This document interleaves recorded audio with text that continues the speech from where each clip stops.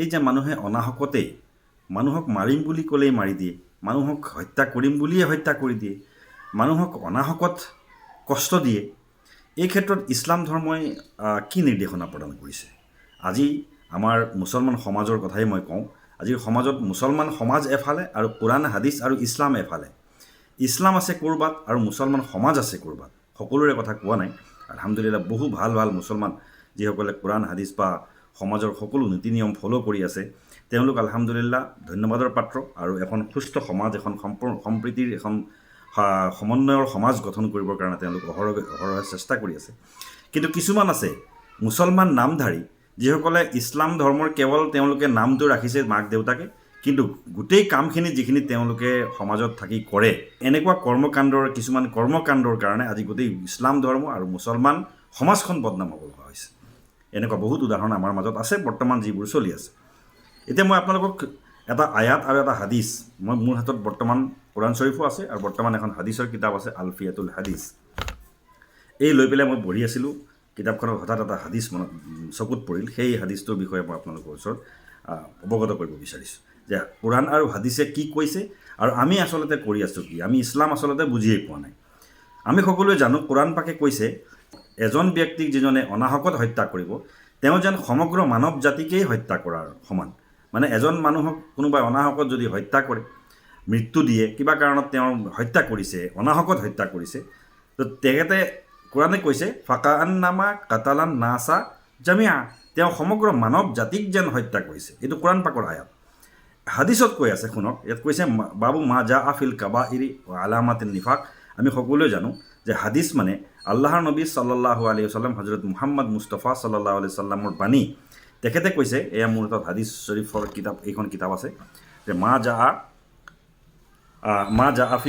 বাবু মা জা আফিল কাবাইরি ওয়া আলামাতিন নিফাক আন আব্দুল্লাহ ইবনে আমর রাদিয়াল্লাহু তাআলা আনহু قال قال رسول الله صلى الله عليه وسلم আল কাবাইরু আল ইশরাকু বিল্লাহি ওয়া উকুকুল ওয়ালিদাইন ওয়া কতলুন নাফসি ওয়াল ইয়ামিনুল গুমুস।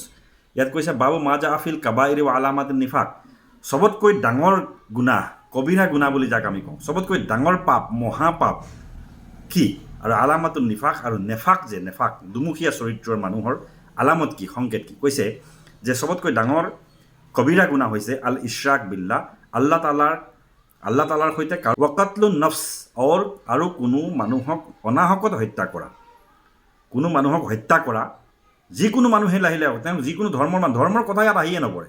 ইয়াত কৈছে কাতলুন নফস, মানে কোনো জীৱ হত্যা কৰা, কোনো মানুহ হত্যা কৰা, প্ৰাণ কাঢ়ি লৈ যোৱা, ওয়াল ইয়ামিনুল গুমুস, আৰু কৈছে যে মিছা কচম খোৱা, এইটো কচমৰ কথা আহিছে, মানে মিছাকৈ কচম খোৱা।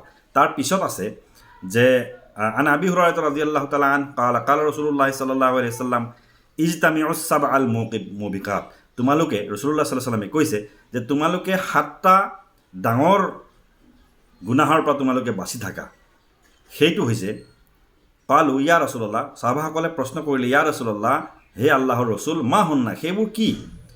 আল্লাহ ৰসুল সাল্লাল্লাহু ক'লে আশ্বিৰকু বিল্লাহ, আল্লাহ তাআলাৰ লগত শিৰক কৰা, ওয়া সিহৰু, আৰু যাদু কৰা, আল্লাহ তাআলাৰ লগত শিৰক কৰা, আৰু দ্বিতীয় হৈছে যাদু কৰা, তৃতীয়টো হৈছে ওয়াকাতলুন নাফসিল্লাতি হাৰামাল্লাহু ইল্লা বিল হক, এনেকুৱা নফস, এনেকুৱা মানে জান হত্যা কৰা, এনেকুৱা মানুহক হত্যা কৰা যিটো হত্যা কৰাৰ কোনো অধিকাৰ নাই। এতিয়া যেনে অনাহকত কাৰোবাক হত্যা কৰা, কোনোবা বিচাৰ আদিত হত্যাকাণ্ড, তেওঁ কিবা কাৰণত তেওঁ কিবা ডাঙৰ গুনাহ কৰিছে, যাৰ কাৰণে আদালতে তেওঁ মৃত্যুদণ্ড দিছে, সেইটো বেলেগ বস্তু। কিন্তু যদি অনাহকত কাৰোবাক মই মাৰিম বুলি ক'লে মাৰিছোঁ, কাটিম বুলি ক'লে কাটিছোঁ, এই বিষয়টো কৈছে সবতকৈ ডাঙৰ গুনাহ বুলি ইছলাম ধৰ্মত কোৱা হৈছে। কাতলুন নাফসিল্লাতি হাৰামাল্লাহু ইল্লা বিল হক ওয়া আকলুৰ ৰিবা, এনেকুৱা ধৰণৰ আয়াত কোৰাণ পাকত আছে। কাতলুন নাফসিল্লাতি হাৰামাল্লাহু ইল্লা বিল হক ওয়া আকলুৰ ৰিবা, আৰু সুদ খোৱা, ওয়া আকলু মালিল য়তীম, আৰু য়তীমৰ মাল ভক্ষণ কৰা, য়তীমৰ সম্পত্তি ভক্ষণ কৰা, ওয়া তাৱাল্লি ইয়াউমা যুহফি, আৰু যুদ্ধক্ষেত্ৰৰ পৰা পলায়ন কৰা। যদি কোনোবা সৈন্য আছে, সৈন্য বাহিনীৰ দলৰ বা কোনোবা আছে, তেওঁলোকক কৈছে যিখন দেশৰ হৈ তোমালোকে যুদ্ধ কৰিবা, সেইখন যুদ্ধক্ষেত্ৰৰ পৰা তুমি ভাগি পলাই আহিব নালাগে। ওয়া কাজফুল মুহছানাত ওয়াল আল মুমিনাতিল গাফিলাত, আৰু কৈছে যে একেবাৰে সহজ সৰল যিসকল পবিত্ৰ পতিব্ৰতা নাৰী আছে, সেই নাৰীসকলক আঁচলত দাগ লগাব মনা কৰিছে। তাৰমানে পতিব্ৰতা নাৰীসকলৰ আঁচলত দাগ লগাবলৈ মনা কৰিছে। তাৰমানে তেওঁলোকক মিছা অপবাদ দি পেলাই তেওঁলোকক বদনাম কৰিবলৈ মনা কৰিছে। কোনোবা একেবাৰে একো নাজানে, তেওঁ সহজ সৰল অবলা মহিলা, তেওঁলোকক যদি মই কওঁ যে এইজনী মহিলা অমুক তমুক, তেওঁ চৰিত্ৰ বেয়া, তেওঁ বেয়া কাম কৰিছে বা কৰে, এনেধৰণৰ তেওঁলোকৰ ওপৰত বদনাম লগাবৰ কাৰণে তুহমত লগাবলৈ মনা কৰিছে। ৱকাজফুল মহছনাত আল মুমিনাত আল গাফিলাত, মহছনাত মানে পতিব্ৰতা, যিসকলে পবিত্ৰ আৰু কোনো ধৰণৰ তেওঁলোকৰ কোনো গুনাহৰ তেওঁলোকৰ তচৱুৰে কৰিব, তেওঁলোকৰ গুনাহৰ কথা ভাবিব নোৱাৰি। আল মুমিনাত, যিসকল মুমিন হয়। আল গাফিলাত, আৰু তেওঁলোক সৰল হয়, তেওঁলোক পৃথিৱীৰ কথা তেওঁলোকে একো বুজিয়ে নাপায়, তেওঁলোকে ঘৰতেই নিজৰ কামত ব্যস্ত হৈ থাকে। সেইসকলৰ প্ৰতি আমি মানুহে বদনাম বা তুহমত লগাব নালাগে, তেওঁলোকৰ প্ৰতি মিছা অপবাদ দিব নালাগে। এইবিলাক হৈছে ইছলামত কঠোৰভাৱে বাধা কৰা যিবিলাক কাম, আৰু এইবিলাক কাম মাজে মাজে দেখোঁ আমি প্ৰকাশ পাই থাকে যে অতি জঘন্য আৰু অতি নিন্দনীয় কিছুমান কামত আমাৰ বহু মুছলমানেই জড়িত হৈ আছে। গতিকে এই কোৰাণ হাদিছে কি কৈছে চাওক, আমি কোৰাণ হাদিছৰ মতে চলিব লাগে। গতিকে সকলোকে আহ্বান জনাইছোঁ। আসসালামু আলাইকুম ৱৰাহমাতুল্লাহি ৱবাৰাকাতুহু।